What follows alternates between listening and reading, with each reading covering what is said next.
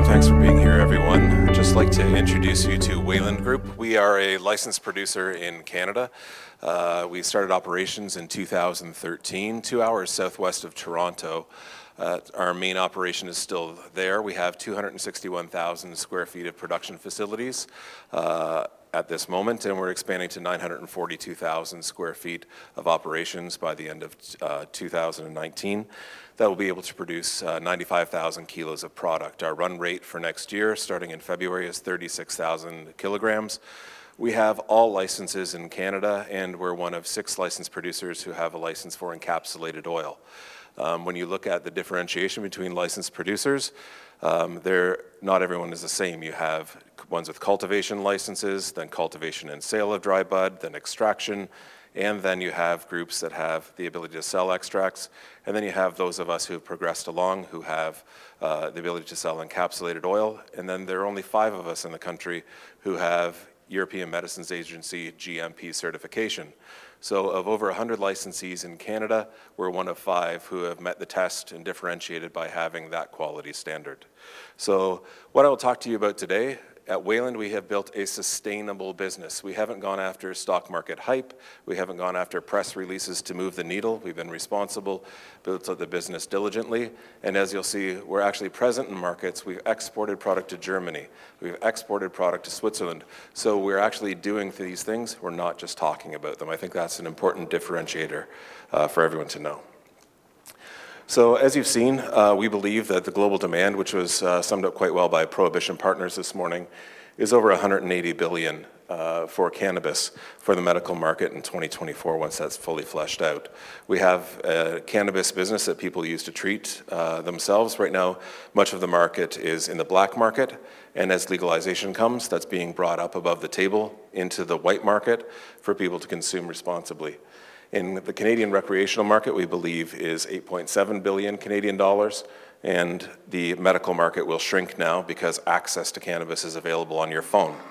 Last week, we had a very significant event in Canada. On October 17th, cannabis was legalized. I was able to, at 12:01 a.m., purchase cannabis on my phone and have it delivered to my home. So ease of access to product is now a reality.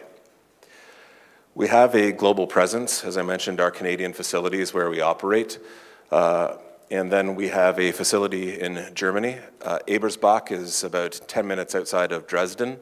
And then our cultivation for hemp of 165 hectares is in the Leipzig area. And our processing facilities are in Dresden as well. And then we work in Switzerland, in Regensdorf, which is a suburb of Zurich. We have a 6,000 square meter indoor cannabis cultivation operation there as well, selling product into the Swiss market as a tobacco replacement. And then we're moving forward on operations in Italy and Malta, Italy for cultivation and processing, and then in Malta for finished dose manufacturing. We have secured very large supply agreements with the provinces in Canada. In Canada, as cannabis producers, we only really have 13 customers, the provinces. We've chosen to work with those that have the largest population bases so far, other than Quebec. We're working with Ontario, BC, Alberta, and Manitoba, and we've shipped product to all of those provinces, and all of our product is currently sold out. We're delivering more this week. All recreational cannabis in Canada is sold out at the moment. I think that's one thing that the market and the provinces highly underestimated, was the amount of demand for product that would actually be there.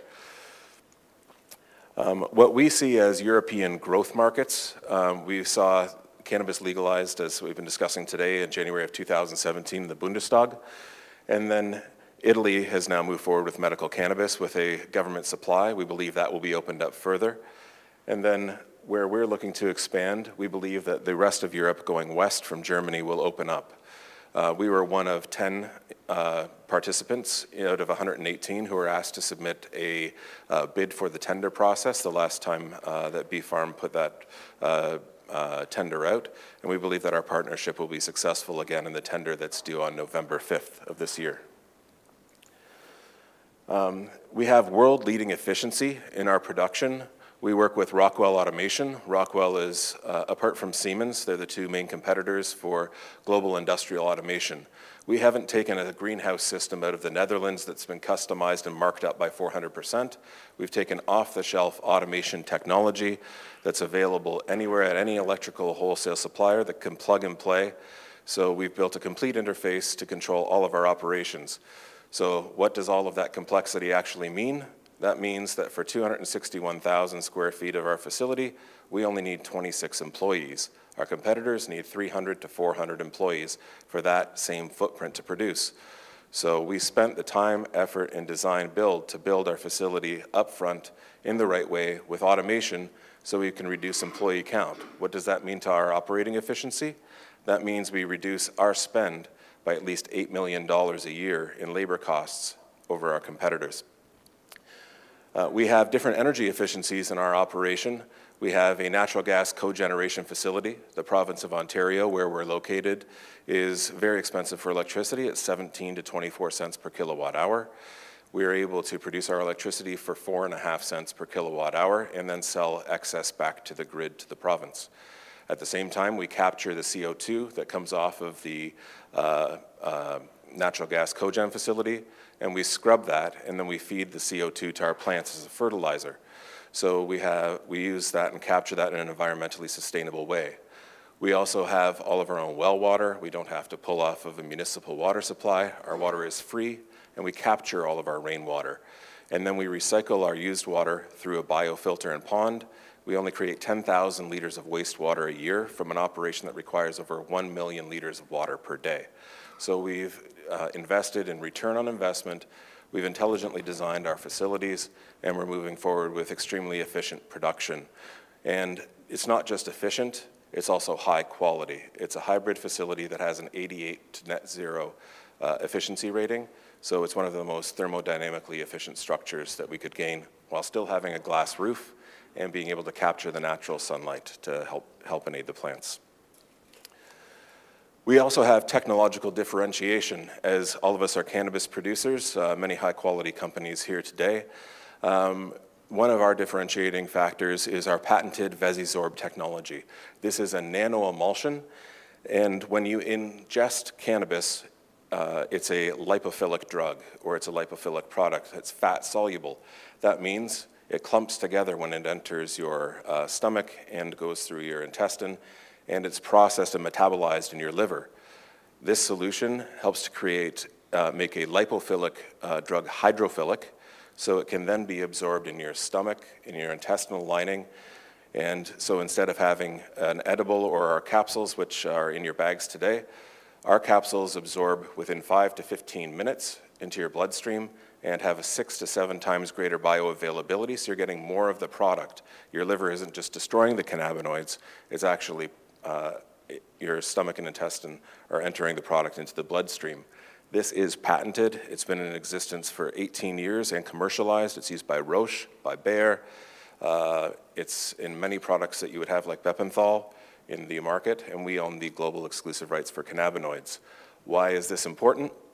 As we move into consumer products, you have to have a better way to ingest products and to absorb them. This means we're not developing the technology or developing the products. We already have this solution that can go into beverages. We already have the solution that can go into edibles. It's ready today in all market. It's not just a concept. We're not developing a beverage for the market. It's shelf stable for at least 3 years in a beverage format. It can be poured over ice. It can be refrigerated. This is truly a game-changing technology that's patented and produced in a closed-loop FDA-approved facility in Bar, Switzerland. So we take the emulsion, we add our active cannabinoids in whichever country we operate in, and then we have our products. So I'd encourage you to try our CBD capsules, which are in your bags, and see if you notice a difference. We sell it as a food supplement here in Germany under law, and we import the product. We've developed a portfolio of recreational brands that are consumer-driven, that appeal to different need states. And those 3 brands are on the market right now in the provinces. Unfortunately, all the products sold out, but we're restocking this week. The brands that we will be introducing to the market early next year, Rare Dankness is Amsterdam Cannabis Cup Award winner. They're the developers of Ghost Train Haze and some of the most exclusive genetics in the world. And then we'll be introducing Lost at Seed, which is a premium line brand for a cannabis connoisseur. We are here in Germany, as I mentioned. Our facility is 80,000 square meters, and we're currently operating within 10,000 square meters for hemp drying, processing, and then extraction. Those operations are in Dresden in a former Cargill factory that we purchased. We own the asset and are operating there now. We just completed our 165 hectare harvest and had great success with over double the amount of extractable material than we originally thought by developing proprietary harvesting equipment and drying equipment. We believe that there's a rapid room to grow within Germany and in the medical market specifically. We have signed the largest export agreement in Canada to export to Germany with Canna Medical for 9,000 kilograms over the next 3 years. And again, as we're one of only 5 EU GMP compliant producers, we have that ability to gain higher margin on truly certified product. In Switzerland, we're moving forward with CBD cigarettes as tobacco replacement with no tobacco, and these will be available in Q2 of 2019. We're currently wholesaling all of our product on our existing supply agreements, and then we'll be operating under our own brand. And there's normal distribution in Switzerland. These products are located and sold at Co-op, Lidl, Aldi, and there's a 22% tobacco tax on them. In Canada, these are our production facilities, and phase 1, as mentioned, is online now and is growing, and phase 2 has been built out. The foundations are in, and we're moving toward completion. The steel is on site, and we're growing. We have a pharmacy initiative in Canada with McKesson Canada Retail Banner Group, which is a subsidiary of the McKesson Group. They operate 2,200 plus pharmacies across the country, and we have a medical cannabis education initiative where pharmacists inform their patients of the medical benefits of cannabis. The program is called DIEM, and pharmacists work with their patients to help them if they have issues with opiates or other things to see cannabis as an alternative for other potentially addictive or harmful drugs. Our program for pharmacy training and pharmacist training is accredited in Canada for continuing education for pharmacists. Another way we've elevated and raised the bar, we've now translated that program into German, into Italian, and Spanish, and we'll be offering those programs in Germany here as well through different online training modules.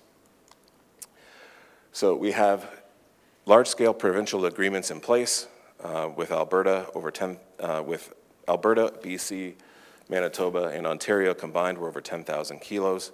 So we're not just dreaming of selling product to groups, we have actually completed and done that, and we've successfully moved ahead with our business. Fully diluted share count, there's 139 million plus shares currently outstanding, and with warrants that are currently out of the money at this point. Our global team, everyone can read just as well as I can. You can access the program afterwards, so I won't go through each person by name, but notably our VP Sales and Marketing was the former head of marketing for Diageo Canada, which helps us in the rec market. Our VP of Global Infrastructure, Jeff Ayotte, built the largest cannabis wholesale business in Colorado, building efficient production of cannabis. So our facility isn't just a concept, it's actually been proven and worked before, as they were the largest wholesaler in the state. And then on our board, every country we operate in, we have natural interest in an advisory board.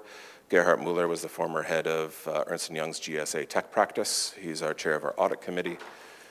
And then some of you heard Birgit Homburger, who's here today, who's on our advisory panel, who works with us in navigating the complex government structures or advising on those elements.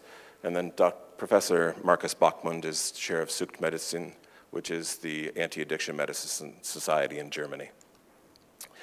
So just to recap what we do at Wayland, ultra-efficient, low-cost, automated production. We have differentiated delivery technology. We're not dreaming about it. It's real. It's in your bags today. We've exported product to Germany. We have the largest supply agreement to Germany. We have operations in Switzerland, and we're growing rapidly and rationally, not just making acquisitions because we need something else to press release. We're building a real sustainable business over time, and hopefully we'll see that translate into shareholder value. Questions?